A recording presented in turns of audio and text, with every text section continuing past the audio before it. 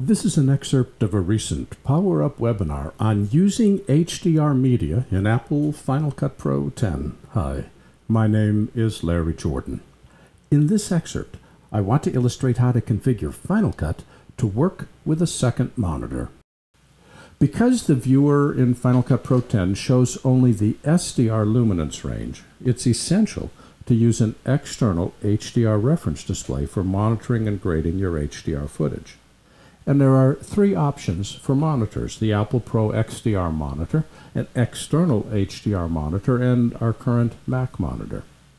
The Apple Pro XDR monitor provides P3 wide color, remember that's halfway between where we were and where we're going, 1600 nits of brightness, 3 times brighter than an iMac screen, and a 1,000,000:1 contrast ratio. An external HDR monitor, whether it's from Flanders Scientific or Sony, connects to our computer using, say, an HDMI 4K or HDMI. If we use HDMI, we have to use version 2.0A or later, and only a few Macs support it. Most are at HDMI 1.4 or 2.0.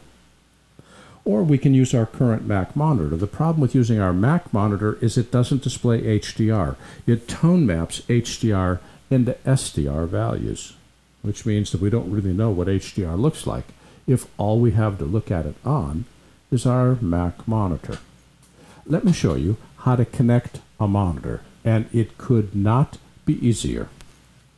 Whether you connect via the HDMI 4K box or attach via a DisplayPort, which needs to be version 1.4 or later, or attach via HDMI, once the monitor is connected, the way you make Final Cut aware of it is you go up to Final Cut Pro, go down to Preferences, and go to Playback.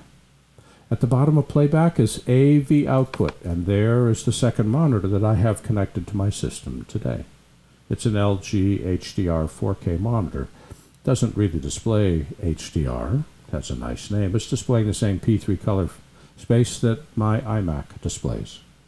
Because it's not really an HDR monitor, we also need to check Show HDR as Tone Mapped, because that converts the HDR grayscale into something that can be displayed by our computer monitors. And I'll give you an illustration of that just a little bit later. And that's it. Now there's another thing you might want to think about, and that is these buttons up here. When you have two monitors connected, this option lights up. We can put the timeline to the second monitor, the viewer to the second monitor, or the browser.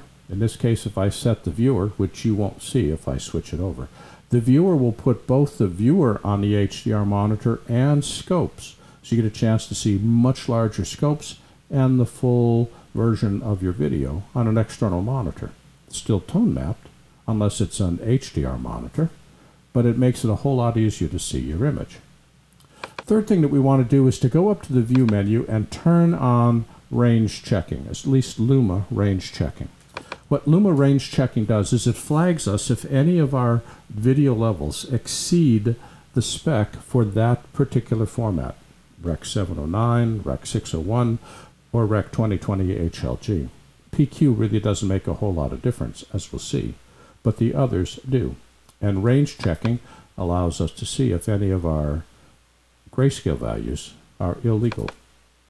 This has been an excerpt of a recent PowerUp webinar on using HDR media in Apple Final Cut Pro 10. For the complete version of this online training, please visit our store at larryjordan.com/store and look for Webinar 280. By the way, when you need to stretch your training dollars, membership in our video training library saves you money and time.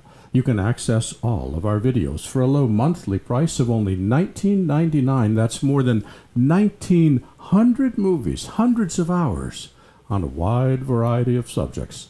Plus, premium members can download practice media and projects. Our training covers Apple and Adobe software. We update it multiple times each month. And for more information, visit larryjordan.com/membership. And thanks.